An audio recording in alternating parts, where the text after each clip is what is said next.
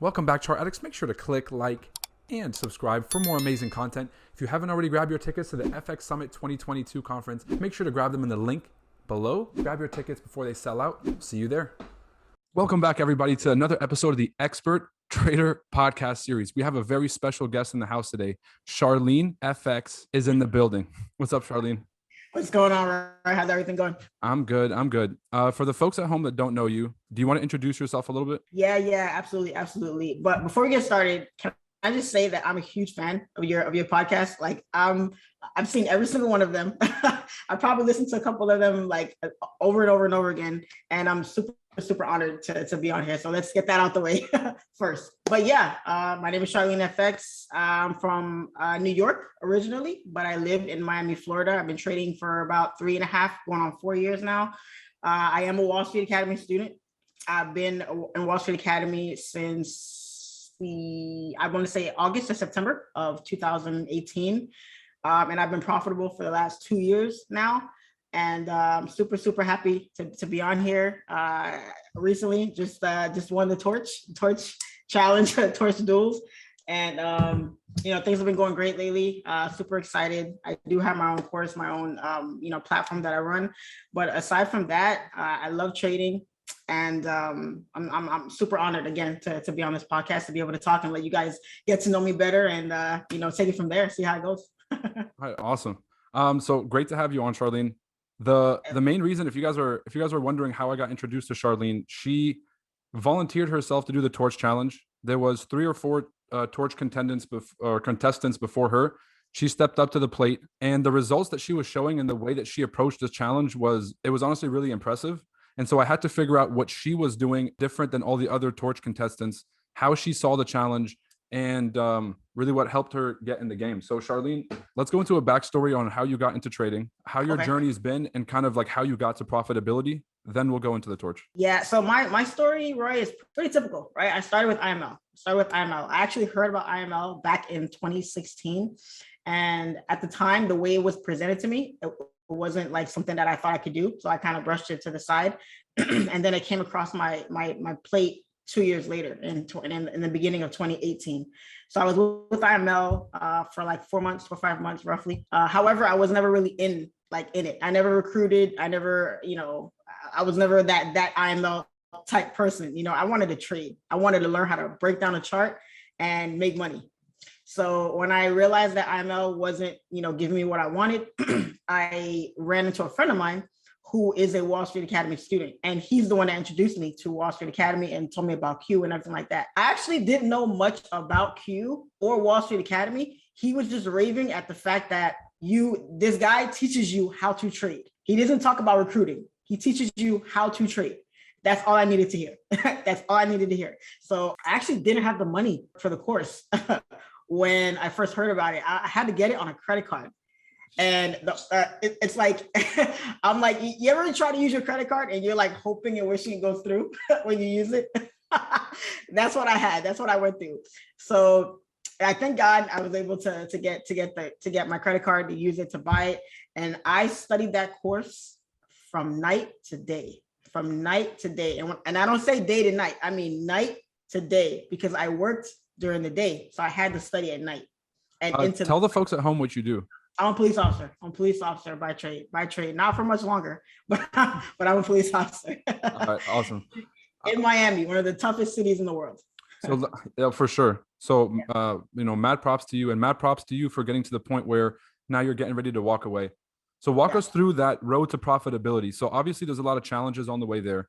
Walk us through what some of your biggest challenges were.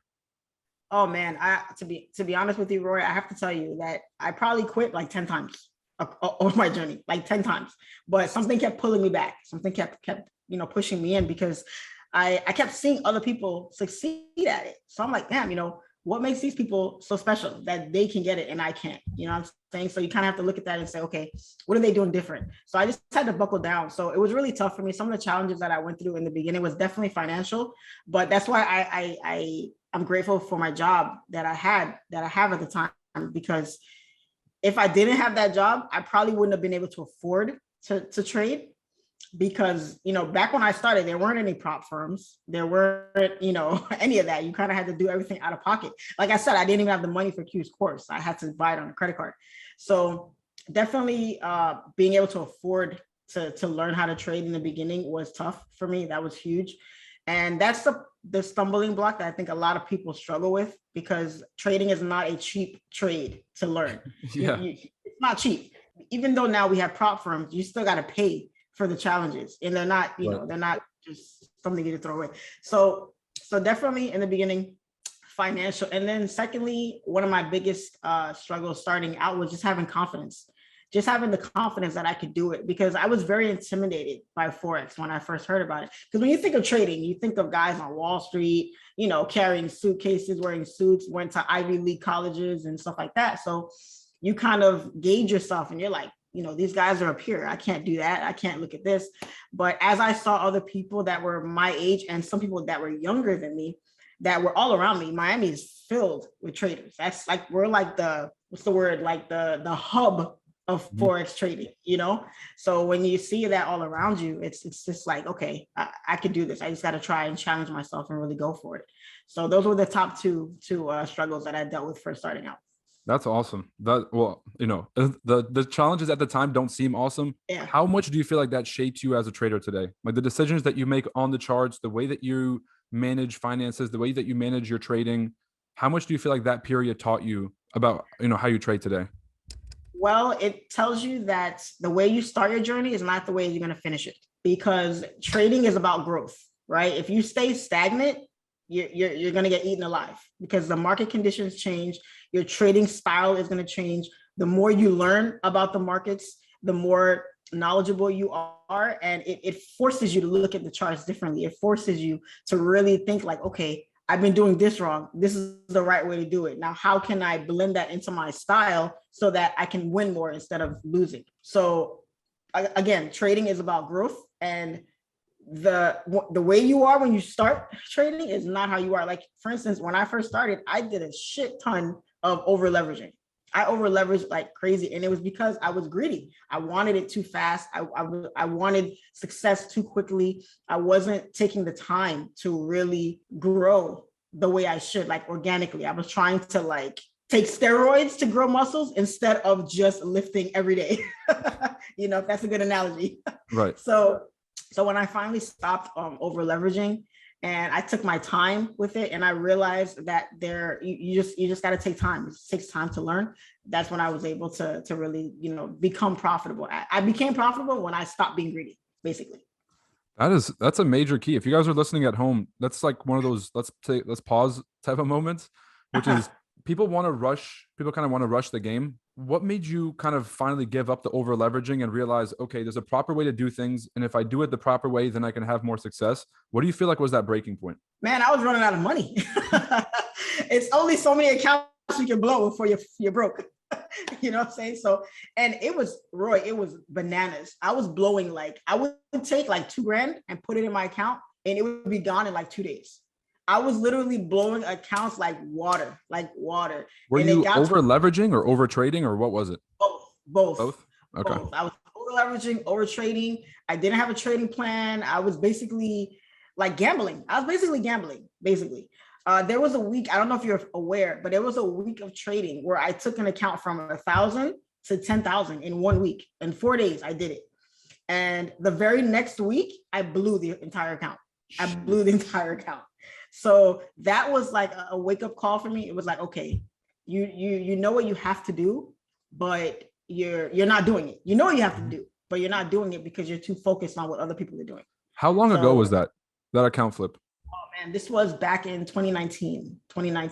Okay. It was awesome. I think it was October. I want to say October of 2019. Yeah. Right. Yeah. We're going to get into a bunch of the trading lessons that you've learned over the years. But I think folks are really interested in the torch challenge. Let's dive in real quick. Let's talk about the torch challenge. For those of you guys who don't know, talk your shit. For those of you guys who don't know, the torch challenge is a challenge that Cuebanks put on. It was originally kind of like the original prop firm deal. He was trying to offer capital to anyone who was willing to take the challenge. If you could grow the account, he would allow you to keep some of the profits and it was just a great opportunity to showcase your skill and make some money. Yeah. Charlene Yeah. just stepped up, and I think it was the first ever one where it was like a head to head against someone else. Is that true? Yeah. First duels. First duels. And Charlene won, and she's got the trophy to prove it. So Charlene, first off, how did you get the challenge account? Oh man, you know what, Roy? I had to think outside the box. I had to think outside the box because I knew that Q was going to be bombarded with requests to do the torch. People are sending charts, sending profits, everything. And I did that. I was sending charts, sending profits. And sometimes he saw them, sometimes he didn't. So I said, okay, what can I do to get this guy's attention, to really get his attention and make him pay attention to me? So I already knew I had profits that I had posted on my page. I had met him at his first, I don't think that was his first meet, but I had met him for the first time when he got the yellow SV. And I told him, I said, listen, remember my face, remember me, I'm gonna come back. But he hears that all the time, right? Everybody tells him that. So one day I'm sitting at home, just hanging out, and I see him put a post up about the torch challenge and saying like, hey, someone dropped names of who do you think should be next on the torch? So I have a pretty decent following on my Instagram. So I said, you know what? I'm going to make a video post. I'm going to tag him in it.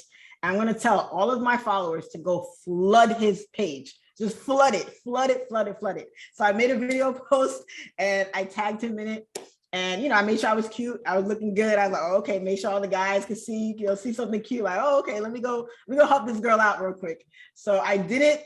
And maybe like 2 or 3 days later, he DM'd me. And when I saw the DM, I was like, I didn't even open the DM yet. I just saw his name.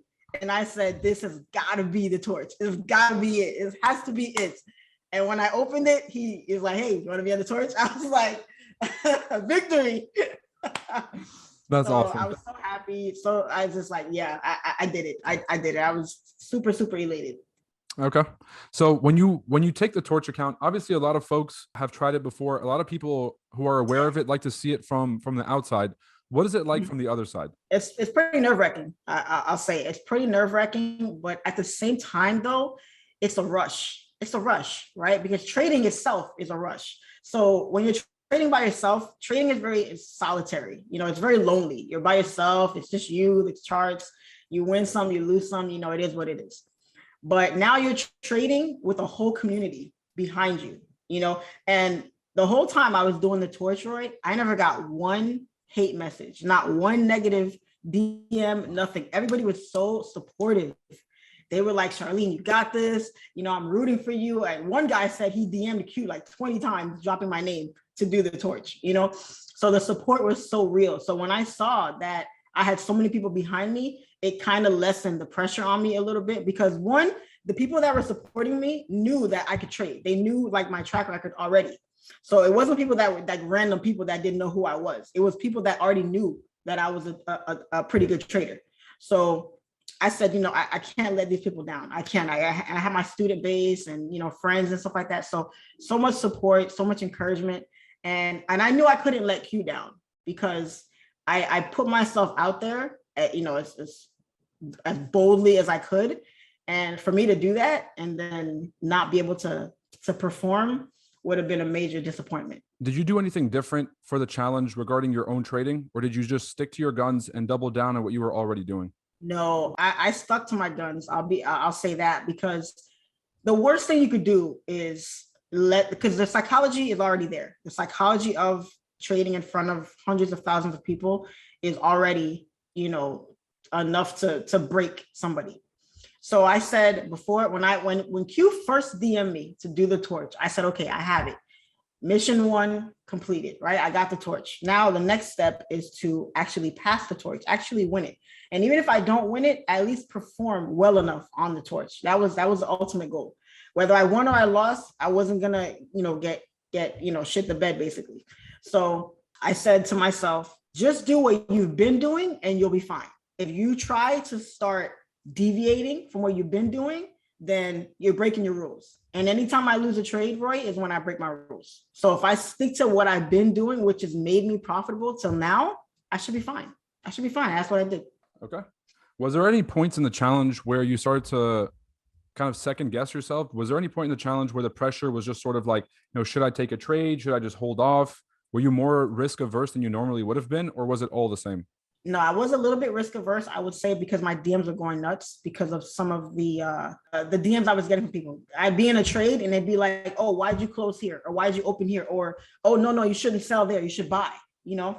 So when you're paying attention to all those DMs coming at you, it makes you second guess yourself in a way. You know. And then when I lost that first trade, that was when I knew I had to cut it. I had to cut it because I can't listen to other people. When I listen to other people, I lose. I lose. Simple, point blank. I need to have confidence in myself and my own abilities and what got me this far and just stick to that. So knowing that I needed to stick to my guns, I had to ignore the DMs. So what I did was, which was a really good strategy that I came up with, was every morning I would always like check my Instagram, check my DMs and stuff like that. So what I said was I wasn't going to look at my competitor's account and I wasn't going to get on Instagram first thing in the morning because I trade first thing every day. I get up at 6:30, 7 o'clock. And that's my trading time. So when I got up in the morning, I would not even look at my phone. I wouldn't even look at my phone. I would take my trade. And the only time I would look at my Instagram is when I was done trading for the day. So now if I did get a bunch of DMs, I don't care. I'm already done trading for the day. Did you do this for the whole challenge, or how long did you do that? I did it for the whole challenge. Okay, yeah, awesome stuff. So that big lesson that I'm taking away from that is you have to do whatever it takes. And if you find out that something is a distraction, maybe cutting it off is helpful. That's really awesome. Yes. Now, when you finally won the challenge, did you end up going back and starting to trade your own account? What did you do after? No, I was trading my account while I was trading the challenge. Okay. I was actually trading 5 different accounts at the same time, manually. Manually, yeah. I don't know if you saw the live I did with Q, but I did a live with Q and we talked about that. I was trading 5 different accounts along with the Torch account. So explain that. Why 5 accounts? Well, I trade FTMO and I was trading I started a top tier challenge as well, because what I was trying to do was trade a bigger account along with the small account, because the Torch account, it was small. It's small, yeah. Right? It's been a while since I've traded, small accounts like that. So the psychology is different when you're trading a small account compared to a bigger account. So, but the thing about it is when I got the top tier account, I didn't know that they didn't have a read-only option. So people actually couldn't see the trades that I was taking on the top tier account. So, but I had already started the account too, and you only have 30 days. So I'm like, oh, I can't mess with this. The holidays are coming around, so I can't let it sit there. I have to trade it. So I did it. I traded it. I ended up passing it, but no one was able to see it. So, but no, I was trading my personal account. I was trading my FTMO accounts, and I was trading a top tier challenge account as well. So what about the other two? Which ones? The Torch? So you had FTMO top tier, the challenge, the Torch, and then there was 2 more. Those were the other personals. I have 2 personal accounts. Well, I have like 5, but I was only trading 2 at the time. And then I have 2 FTMO accounts, and then I have the top tier. So that's 5. So I just kind of want to stick on this for a little bit, because that's something I'm curious about. Were you taking the same trades on all the accounts? Were you trading them all different? Were you closing on some of them, holding on the others, or like how do you think about that? Here's the thing, because some of them I did, some of them I didn't. It all depended on the setup that I saw, right? Okay. So for instance, obviously my FTMO accounts and my personal accounts are bigger accounts, so I take a little more risk on those accounts. And on the Torch account and the top tier account, I kind of took it easy on those. So the account that I was most, I would say, secure of was the Torch account and my personal accounts, obviously, because the Torch account is I'm trading it in front of a million people, and my real account is I'm trading real money, Right. So the Torch account I kind of took it easy with. I could have passed it sooner than I did if I had held a lot of the moves, but because I have a scalper's mentality, I like to secure profits. I like to hit my goal for the day and just get out no matter what the market does. I'm in the process of getting better with that, where I'm catching bigger moves now. But for that account, I had to stick to what I've been doing, which was scalping. So it wasn't easy, but did I take the same setups? On some of them I did, on some of them I didn't. Like for instance, if I took a trade on the Torch account, I'd probably close out on profit just to secure profits on that. But I'd have the same trade running on my personal, and I'd leave it open. I would just move my stops to break even, or I would move it to stop profit and let it ride. And then when I hit a certain profit goal or pip goal, I'd get out. Okay. So I treat my accounts differently depending on the setup, and because they're different size accounts. For sure. Do you feel like the challenge taught you anything, or do you feel like you were just playing your game and playing your book, and it just all went well? Oh no. Well, it taught me that I have what it takes to perform under pressure, because that's something that I haven't been good at doing in my life, with outside of trading. So I'm kind of an introvert. I'm not really that out there type of person. So I'm super reserved about a lot of things. I'm a loner. So this was definitely a challenge for me. Aside from the trading, it was more psychological than anything, because here I am trading in front of so many people. I have pressure to perform, and I'm putting pressure on myself as well, because I didn't want to let Q down. Because to be able to get this guy's attention, to me, was an accomplishment in itself. So then once I was able to actually get the torch, I said this was my opportunity to make my mark, because being a female in such a male dominated field, this was going to be the best way to make my mark, make my mark, and to make people look at female traders and really take us seriously. So I wasn't just trading for myself. I was trading for all the other female traders out there that don't get the respect that the guys do. Why do you think it's such a male dominated game? Do you think it's because there's so many males already in it and that's just who gravitates to it? Or what do you think it is? Yeah, I think so. Because if you look at Wall Street, I mean, do you see a lot of women? The women that you see there are more like the secretaries and stuff. You don't really see female traders. It's just not out there like that yet. I'm sure there are out there. There are, For sure. but we're not as prominent as as our male counterparts.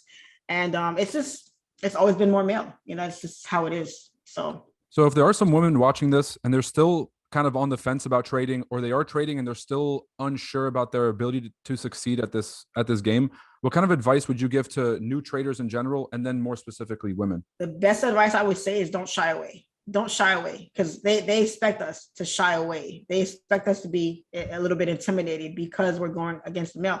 I mean, by nature, men are bigger, they're stronger, they're naturally better than us in a lot of things. So we have to try double hard to really win at something. So us women, I mean, we don't get a lot of respect when it comes to competitive things, and trading is a very competitive sport. So if you're trying to compete and you're competing against guys that are already at the top echelon, just don't shy away. Just stand your ground and do what you do. Do what you do and talk your shit. Eventually someone's going to listen. There you go. To the trader that's sitting that hasn't actually achieved any kind of like profitability yet, they're still in the boom and bust. They're putting a lot of money in their account. They don't really see themselves ever being successful. What advice would you give them to be able to kind of break out of that mold and just move on to the next step, like that the consistency and things like that? That's the issue right there. What you said. They don't see themselves as being successful. You gotta see yourself as a success before anybody else. You gotta have respect for yourself before anybody else will. So if you're telling yourself you're never gonna be successful, then you're never gonna be successful. That's the bottom line. You gotta see yourself like you're the baddest fucking trader out there, and you're gonna do whatever you can to prove it to other people. So how do you do that? You take the steps that's required to actually get to that point. So if you see, your favorite trader, trading one pair, trading this session, trading this style, and that's the kind of trader you want to be, then do that. Study your ass off, do what it takes to be successful. Stop worrying about what other people are doing, and you'll get there. But if you keep telling yourself you're not going to be successful, then what do you expect to get out of that? You got to see yourself great first. Okay, awesome. Sharline, do you believe that everyone can be a trader? No. Okay. Why not? 100% no. It's not for everybody. Trading is not for the weak-hearted. I always say that you have to be a little bit insane to be a trader, because for us to get up every day and risk money and knowing that the odds are already stacked against us, because the money that we put in the markets doesn't move the markets. It doesn't do shit for the market. So we're basically just trying to pull crumbs out of the market, trying to make 1, 2, 3, 4, 5% on our money, when the big banks, institutions, the market makers are trying to make 1% a year, 10% a year, whatever it is. So it's not for everybody, because everybody doesn't have the mental fortitude to stick it out. Everybody doesn't have the determination to stick it out. And to be honest, Roy, like, being successful is not for everybody. It's not. You gotta have the people at the bottom and people at the top. It's just the way of life. That's just the way it works for me. And from what I've seen, you kind of have to have a tier system. Then you have the top tier and you have the bottom tier. Are you going to be the top or the bottom? That all depends on your determination and how bad you really want it. How bad you really want it is going to show in your work ethic. I feel motivated. That's all I'm gonna say. I'm motivated right now. I feel motivated. Sharline, what's next for you? So you're already doing your own thing. You're already trading for yourself. You have multiple accounts. What's next for you? What is your goals? My goal is to, I want to hit 6-figure days. That's my next goal. I said I wanted a 50K day, which I still want. But the ultimate goal for me would be a 100K day. And I told Q the other day, like, I'm going to hit that number. I'm going to hit it one day. I don't know when, but it's coming. It's coming, because to me, hitting big days doesn't necessarily mean you're the best trader, but it does something psychologically, because to make what you make in a year, in a day, or half a day sometimes, that's a huge confidence boost. It's a huge confidence boost. For sure. And to be able to do that and do it multiple times, even that would be huge. And it's not even about the money to me. It's more about the accomplishment of doing that. So right. That's my goal for next year. Next year, I'm 2022. I'm going to have a 6-figure day. Okay. We're going to come back to this podcast, and I'm going to hold you to it and grab these receipts. But Sharline, having spoken to you before this and talking to you now, I'm very confident that you're going to get there. There's something about the way that you talk about your future success that's very confident. Can you explain to the folks at home, what is the most important thing when it comes to setting your goals for the future, when it comes to really believing in yourself? What really drives you, and what makes you so kind of confident in your ability to do those things? You know what, Roy? Doubt really drives me, because even though I had a lot of support on the Torch accounts, majority of it was from complete strangers. A lot of close friends, a lot of family didn't say anything about it. They didn't even congratulate me when I did it, and some of them trade, and they follow me too. So it's like when the people that are closest to you don't have your back the way you would like them to, it kind of lights a fire under you. It's like, okay, because here's the way I see it. Your close family and friends, they knew you before you got to where you are, right? Not saying I'm at the top of the mountain yet, but they knew me when I had nothing, when I was just, basically a Sharline to them. I wasn't SharlineFX. I was just Sharline to them, right? Working a regular job, driving a regular car, just living a, mundane life, right? And now seeing how far I've come and seeing how far, well, I still have far to go, but where I was and where I am is like night and day, complete 180. And not just success-wise, but as a person. I've grown a lot as a person, having confidence in myself, telling myself that I could do this, looking at myself like I was already successful. These are things that I was never like before. I was never like that. I was quiet. I was, secluded, introverted. I never really talked much. I wasn't like that before. And now, like, you can't tell me shit. If I want to do something, I'm going to do it. And nothing's going to stop me. So they're not used to that, So I always felt like I had to prove myself, me, and I did not get to meet you at the meetup in Miami that Q just had. Mm-hmm. But if you saw me, you see I'm super small. I'm like 5'0". I only have 5'1" on my license because they asked me how tall I was. They didn't measure me, So being small in stature, being a female, even on my job, I have to prove myself at my job, because people look at me and they're like, how old are you? It's like, are you wearing a Halloween costume? Are you really a cop? I get that all the time. So people kind of look, you play small. They think you're playing small all the time. So my motivation is to like stand my ground, really stand up and say, like, I'm here. I'm fucking here. I can do it. I can do it better than you even. And to show people that, to be an example, basically be an example of somebody that pretty much came from nothing, had no support, had no money, no nothing, and really pulled myself out of the mud and showed myself first that I could do it. I could do it. So for everybody watching, if you're struggling with trading, struggling with anything in life, you have to first find something that's more than money. It can't be about money. If you're trading just to make money, you might as well give up right now. There it is.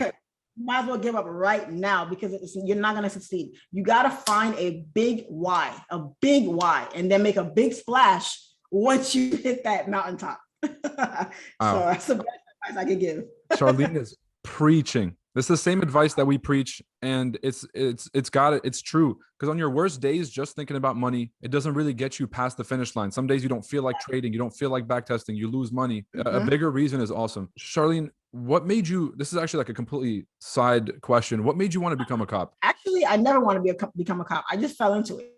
I fell into it because I had my own real estate company before, and then it went to crap with the recession. And I was working a bunch of odd jobs. I was living with family. You know, I was just trying to find my way. You know, I didn't want to go back to school because school just was never it for me. I dropped out of my first year of college. I had to just find my way. And it just so happens that I had a family member who was a cop who had a way to help me get on the job. So she's like, hey, you know what? We have openings, just apply, see what happens and get in. The funny thing is, though, I had applied to be a cop 4 other times.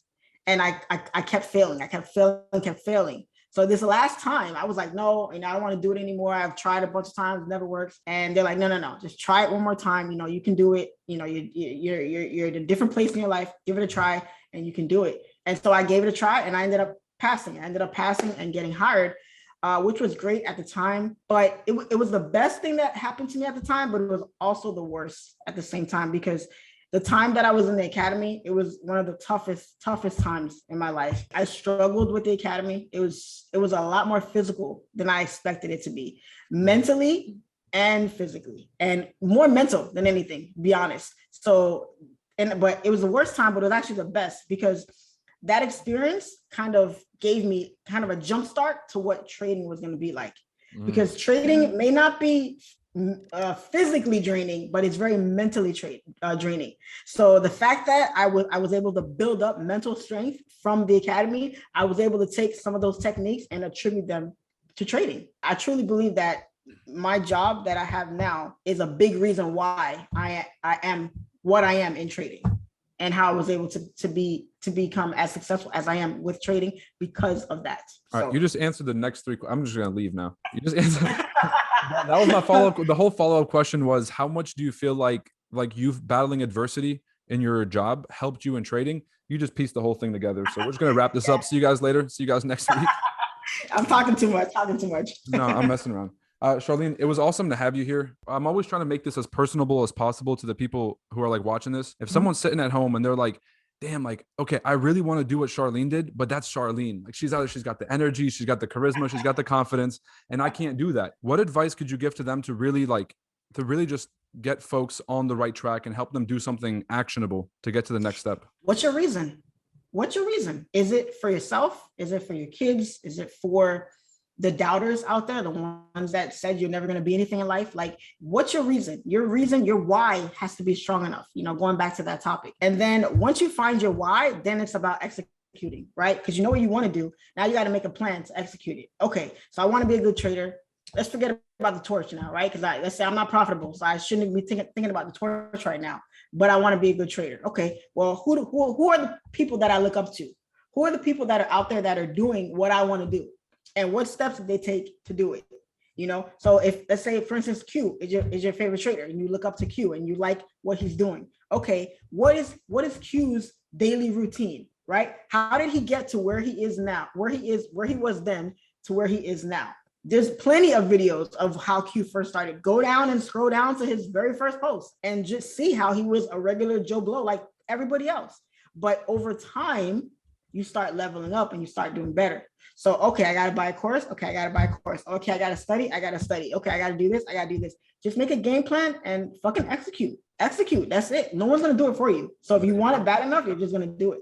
That's it. There's really no secret to success. It's just work. So what I heard was it was work and then the long-term mindset. So you're going to do that short-term work, but you can't expect, the same day you plant, this is the same day you eat the fruit, whatever the saying is. Exactly. People got to have that longer-term mindset. So Charlene, off camera, we were talking about a really interesting story. You want to go ahead and share it with the group, with you and Q? Yeah. So I had met Q, I believe, twice before. And then there was one instance where I was at work, and I work in downtown Miami. I was actually headed to a call. It was a call that I was headed to, and this poor guy had got his Ducati stolen, a Ducati bike, and I love bikes. And I'm like, oh my God, whatever. So I get there, and it's so funny because the building that the guy lived in my mom lives in the building right across the street from him. And I believe Q's brother lives in the same building as my mom. I like 2 floors up. So I was like, oh, like, because I ran into his brother in the elevator a couple of times going to see my mom. So that was like, it was like divine intervention in a way. Like there's a way to get to Q somehow, you know? So one day I'm headed to the call. And so I turn into the little cut into the address of the building, and I see a yellow Lambo. And Roy, you don't see yellow Lambos anywhere in Miami. That car that Q has, that SV, is it an SV or an SVJ? I think it's an SV. But you don't see that car every day. And if you do, it's not in that color. So when I saw that car, he was trying to park, and I saw him, and I'm like, that's Q. It's got to be Q. So I pull up behind him, right? And I hit my lights on him.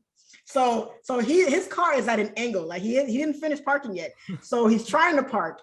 And the section he's trying to park in is not really like an area you like that's parking. You know what I'm saying? So it's like, he's probably thinking like, oh man, I'm in a Lambo. They probably think I think I'm privileged because I can park wherever I want, this and that. So I hit my lights on him. So his windows are kind of tinted. So I couldn't see him inside the car. But I knew it was him. I knew it was Q. So I pull up, hit my lights on him, and he stops for a second. And then, so he gets out of the car. He opened the door, he gets out of the car. And when he gets out, my windows were tinted too. So he couldn't see who was in the car. So what I did was I pulled out from behind him, and I came next to him. And I rolled my window down. And when he kind of looked in the car, he saw it was me. He's like, oh. So we started laughing, and we started like cracking up. And he's like, man, like I thought you were gonna give me a ticket. So it's the funniest thing ever. I know his heart like stopped, like, oh man, I'm about to get a ticket. Yo, so pulling over Q, you guys don't try that at home. Nobody else better try and pull over Q to try to make friends. I think that's a one and done. Yeah. Oh, that's amazing. Sharline, it was really awesome having you here. SharlineFX, everybody. Thanks for coming by the Expert Trader podcast. Absolutely. I appreciate it, Ray. Thank you for having me on. I appreciate it.